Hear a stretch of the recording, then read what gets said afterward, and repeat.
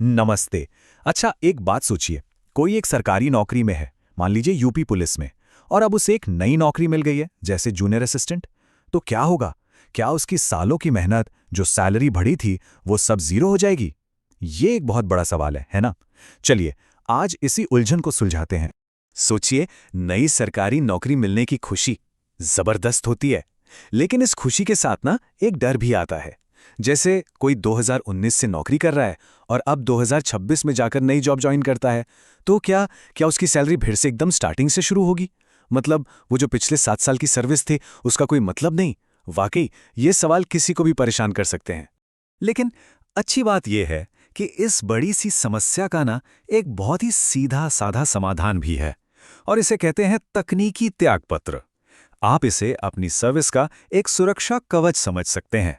देखिए, ये कोई नॉर्मल इस्तीफा नहीं है, नहीं, ये एक खास प्रक्रिया है जो आपके सारे फायदे, सारे लाभ सुरक्षित रखती है। तो सवाल आता है कि ये तकनीकी त्यागपत्र आखिर है क्या भला? देखिए, बिल्कुल आसान शब्दों में समझते हैं। ये एक ऑफिशियल सरकारी प्रोसेस है। ये प्रोसेस आपको एक सरकारी नौकरी से दूसरी में जाने देता है। और सबसे बड़ा फायदा क्या है पता है? आपकी पुरानी नौकरी के सारे बेनिफिट्स, जैसे वो बढ़ी हुई सैलरी, वो सर्विस के साल, वो सब नई नौकरी में साथ जुड़ जाते हैं। अब जरा इस फर्क को देखिए, एकदम साफ है। अगर कोई नॉर्मल इस्तीफा देवे तो क्या होगा? पुरानी सर्विस खत्म, बढ़ी हुई सैलरी खत्म, सब कुछ जीरो, एकदम नई शुरुआत करनी पड़ती है। लेकिन तकनीकी त्यागपत्र के साथ पुरानी सर्विस जुड़ जाती है, सैलरी प्रोटेक्ट हो जाती है, और अरे इतना ही नहीं, जो छुट्टियां जमा हैं, जो पेंशन के फायदे हैं, वो भी ट्रांसफर हो जाते हैं। है ना कमाल की बात?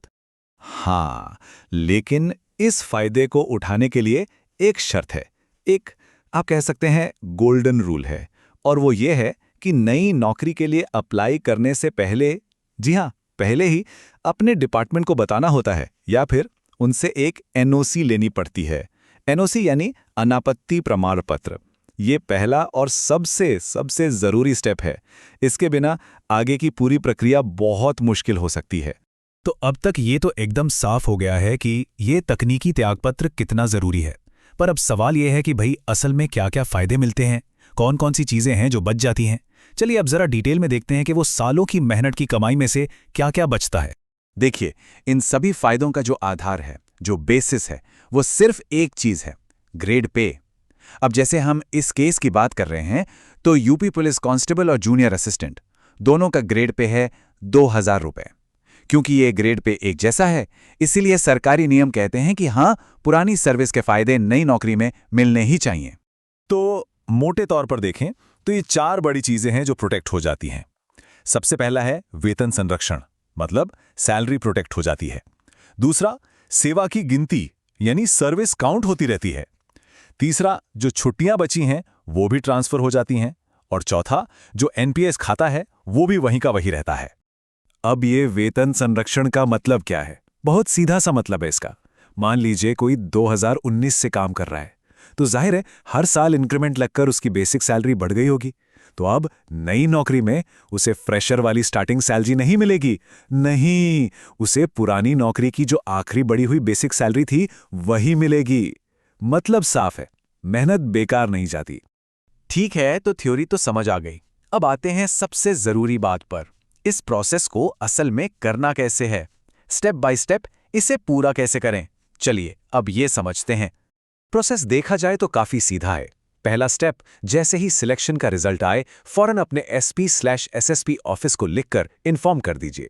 दूसरा, जब ज्वाइनिंग लेटर मिल जाए तो अपने डिपार्टमेंट से तकनीकी त्यागपत्र एक्सेप्ट करके रिलीव करने की रिक्वेस्ट डालिए। तीसरा, नए डिपार्टमेंट में जब ज्वाइन कर रहे हों तो अपनी पुरानी सर्विस की डिटेल्स और एनओसी की कॉपी सबमिट कीजिए। और चौथा और सबसे जरूरी, अपने पुराने डिपार्टमेंट से लास्ट पे सर्टिफिकेट, जिसे एलपीसी कहते हैं, वो लेकर नए डिपार्टमेंट के अकाउंट सेक्शन में जमा कर दीजिए।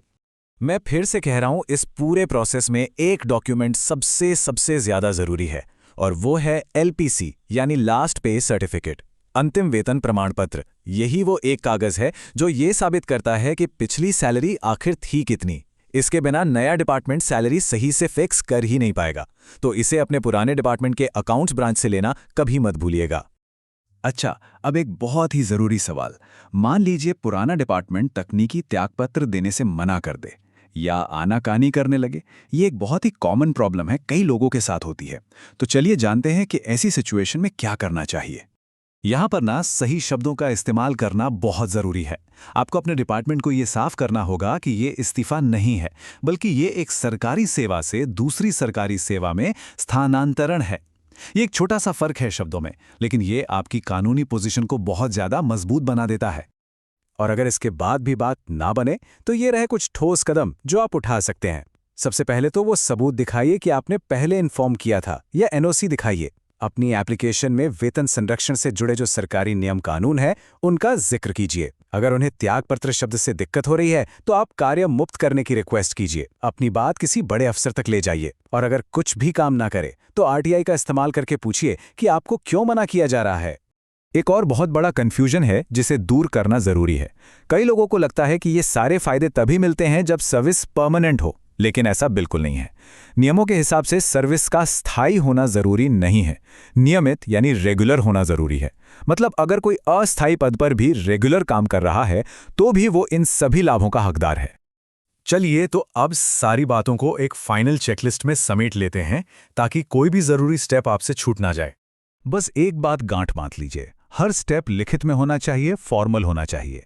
आपको अपने नए डिपार्टमेंट में वेतन संरक्षण के लिए एक फॉर्मल एप्लीकेशन देनी होगी, और इसे आप अपनी एलपीसी और सर्विस बुक के साथ जमा करें, ताकि पूरा प्रोसेस ऑफिशियल रिकॉर्ड पर आ जाए। और आखिर में ये 3 बातें कभी मत भूलिएगा। पहला, आप जो भी एप्लीकेशन जमा करें, उसकी एक रिसीविंग कॉपी जिस पर स्टैंप और साइन हो, वो जरूर लें। दूसरा, पुराने डिपार्टमेंट से एलपीसी निकलवाने के लिए लगातार फॉलो अप करते रहें। और तीसरा, रिलीविंग में कोई देरी ना हो, इसके लिए टाइम पर सभी जगह से नो ड्यूज सर्टिफिकेट ले लें। तो अब ये तो एकदम साफ है कि अपनी सैलरी और सर्विस को कैसे बचाना है। सारी कागजी कार्रवाई, सारा प्रोसेस अब बिल्कुल क्लियर है। लेकिन इन सब कागजों से परे एक असली सवाल भी है, और वो ये है कि क्या कोई अपनी नई जॉब की नई चुनौतियों के लिए दिमागी तौर पर भी उतना ही तैयार है? ये एक ऐसा सवाल है जिस पर सोचना बहुत जरूरी है।